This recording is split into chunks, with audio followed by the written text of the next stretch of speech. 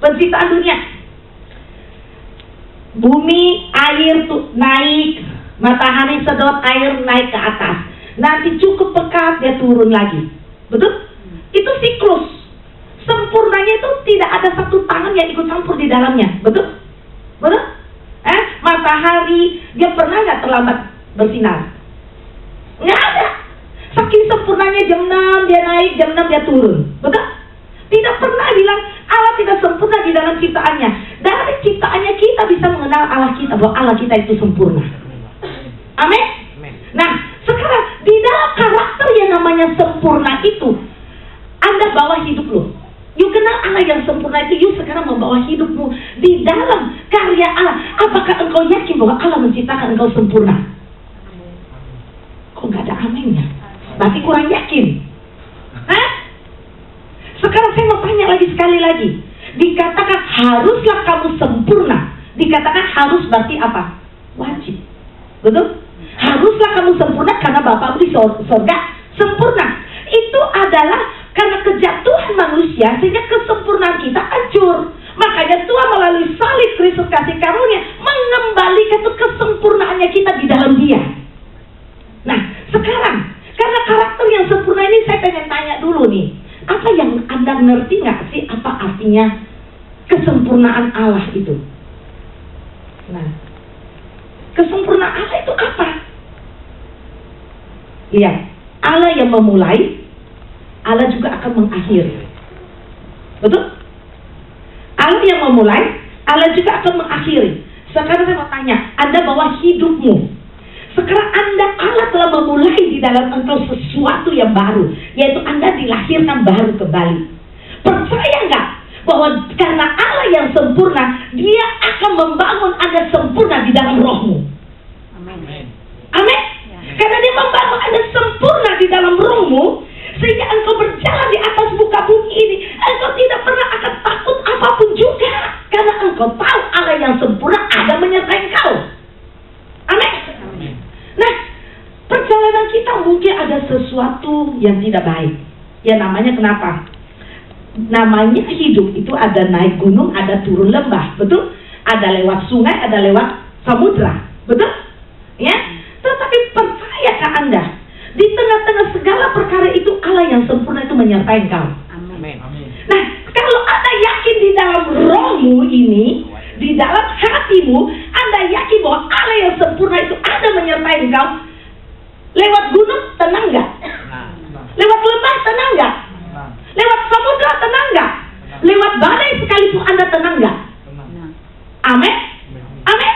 Nah, sekarang pertanyaannya, tapi kenapa di saat kita masuk ke sebuah badai, persoalan hidup, saya pengen tanya, yakin nggak sempurnanya Allah itu menyertai engkau? Kalau Anda tidak pernah mengenal karakter Allah yang sempurna ini, yang akan membangun di dalam setiap langkah kehidupanmu, Anda akan meragukan Tuhan. Karena Allah sempurna. Jadi you mau takut apa? Saya kadang-kadang situ Tuhan, mereka tidak mengenal Allah sih. Namanya sempurna, di dalam segala perbuatan Allah pasti sempurna. Itulah Dia. Apapun pasti sempurna. Mau hidup yuk, mau apa yuk. Coba contoh saya seorang hamba Tuhan. Yuk mau tahu kemarin saya pergi pelayanan keluar sampai ke Bali, dan 11 hari perjalanan saya. Di bank saya tidak ada satu yang tahu nilainya 783.000. 783.000. Saya akan melangkah 11 hari. Tidak ada satu orang punya setan. Saya kasih tahu bahwa bahkan anak-anak saya itu saya bawa 2 mobil pergi pelayanan dengan uang 783.000. Baru keluar kota Jakarta itu duit gak bakalan cukup. Dengan logika, betul? Dengan logika itu melangkah keluar dari kota Jakarta itu uang 783.000 itu tidak akan sampai ke Bali. Saya ngomong gini, Bapak di surga, saya mempunyai Allah yang sempurna, Allah yang maha tahu. Saya tenang aja Tuhan. Saya percaya karena kenapa? Saya tahu Allah menyertai saya. Masa Allah tidak tahu saya nggak punya uang? Ayo, masa Allah Bapak tidak tahu saya tidak punya uang? Tahu. Maka saya bilang Tuhan, ini saya berangkat untuk melayani. Saya nggak peduli 783.000 3.000 karena saya tahu Allahku adalah ahli. Di dalam kita kasih dia 0, dia bisa jadi 1. Betul? Betul? Ya. Namanya dia bisa menciptakan dari yang tidak ada menjadi ada. Betul? Jadi kalau kita sekalipun kita sodorkan itu 0 ke dia, Allah itu tahu dia akan memberkati, dia akan menaruh karena dia tahu apa yang kau perlukan. Amin. Amin. Saya melangkah dengan uang 783.000.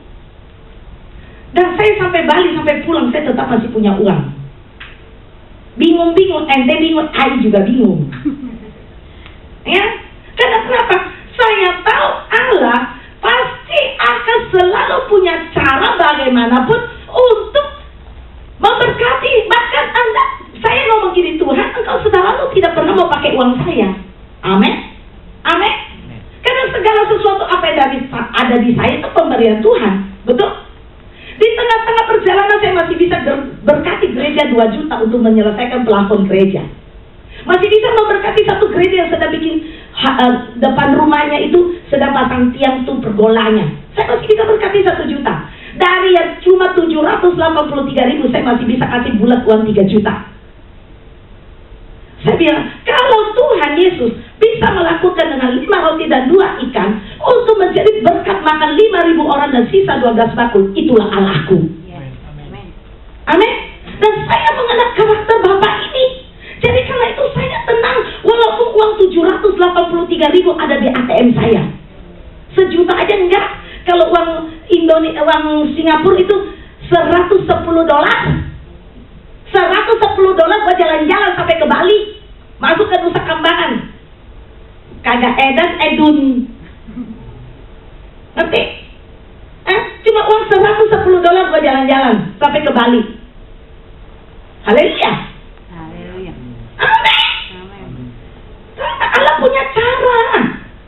Orang ngomong, Mer, lu tuh sinting. Ya, gua kagak sinting. You yang sinting karena you tidak kenal bapak lu. Dunia berkata saya sinting, betul?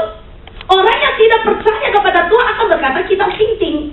Tetapi kita yang mengenal Allah kita tahu saya lebih waras dari Anda. Ya? Dengarkan sebagai kasih Tuhan. Orang bingung dengan saya.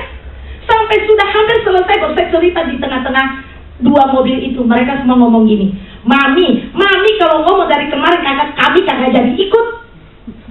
Saya dan justru saya tahu orang pasti punya iman yang kayak begitu, makanya Mami diam aja biar pada jalan.